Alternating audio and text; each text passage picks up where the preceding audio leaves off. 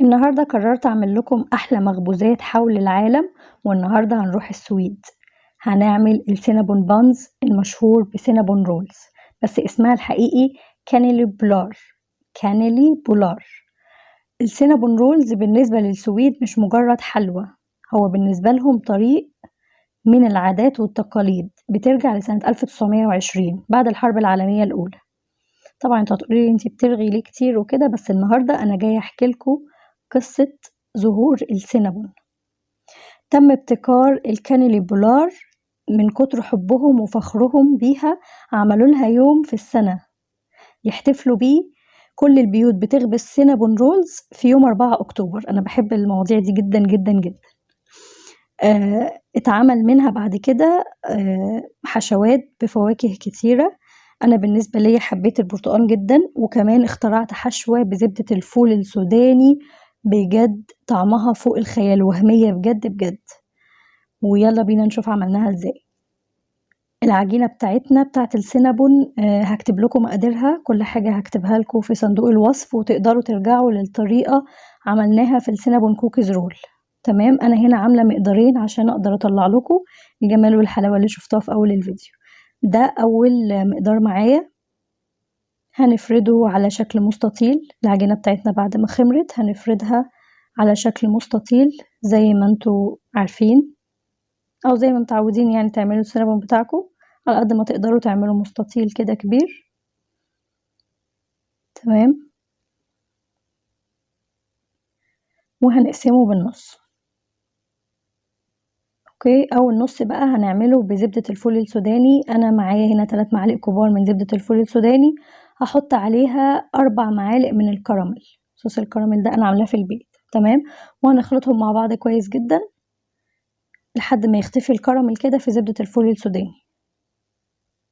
بجد انا مخترعة الحشوة دي يا جماعة، وعايزة براءة اختراع. تمام.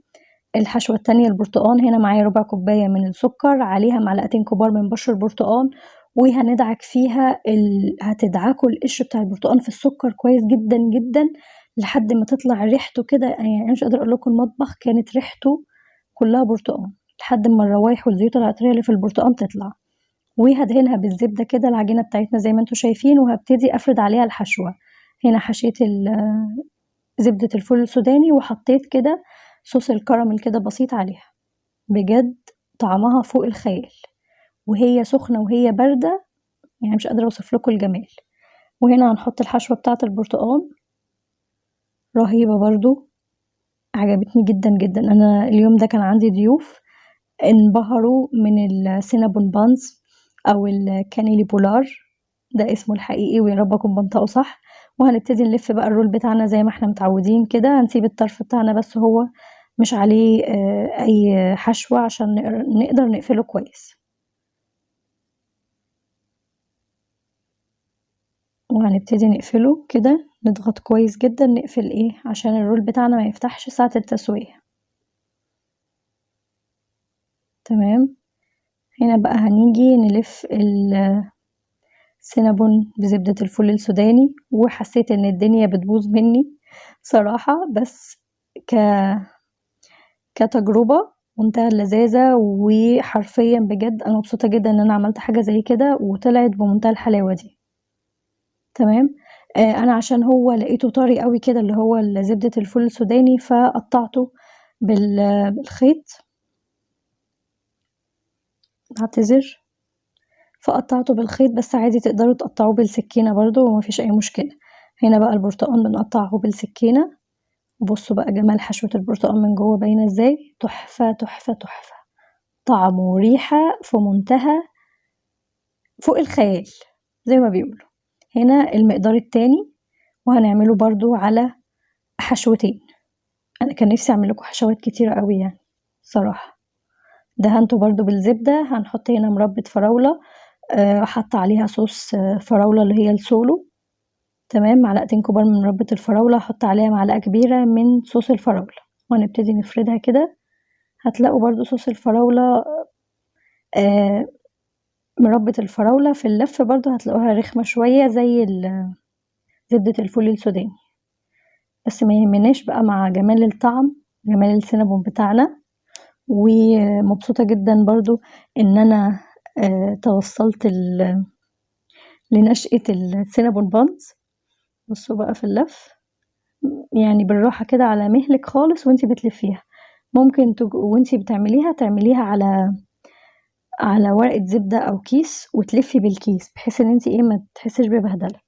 وهنا الحشوة بتاعة القرفة اللي هي الكلاسيك خالص، هاكتب لكم برضه المقادير، كل المقادير هاكتبها في صندوق الوصف، تمام؟ ولو عايزين مقدار اللي هو مثلًا هنعمل مقدار كامل من مثلًا الفراولة أو البرتقان وكده، قولوا لي أكتب لكم الحشوة بتاعته هتبقى قد إيه بالضبط، تمام؟ هنوزّعها كده كويس وبعدين هنلفّها. التاني طبعًا بيرتاح، على ما نلِف ده هيكون خلاص يعني، وطبعًا الجو حَر فمش محتاجين نخمّره كتير. بس كده قفلناها كويس، وبعد كده هاعمل الفراولة. بُصّوا أنا رُحت قالباها عليها بدل ما نبهدل الدنيا حوالينا، بس كده. هنبتدي بقى نقطّعها. بُصّوا بقى الكلاسيك ده أنا برضه باعشقه جدًا، جدًا، جدًا.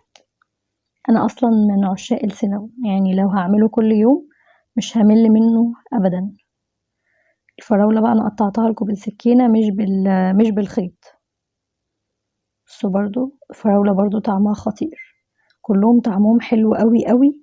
البرتقان كان حبيته أوي، واللي هو زبدة الفول السوداني كان وهمي. هيدخل الفرن طبعًا على درجة حرارة 180، هياخد معانا بالضبط تِلت ساعة وهيطلع بالجمال والحلاوة دي. بُصّوا هو كان سُخن، أنا يعني كنت حابة أدوقه بقى وأورّيكم وكده، بس صراحة عشان كان عندي ضيوف ما قدرتش نستمتع أكتر مع بعض.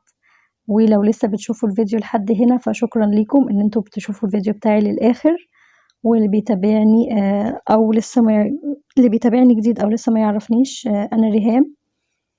هاستنى تطبيقاتكم وتعليقاتكم ولايك وشير للفيديو كتير عشان كل الناس تعرف السينابون نشأ فين. وما تنسوش تشتركوا في القناة وتتابعوني على التيك توك والإنستا والفيسبوك عشان يوصلكم مني كل جديد.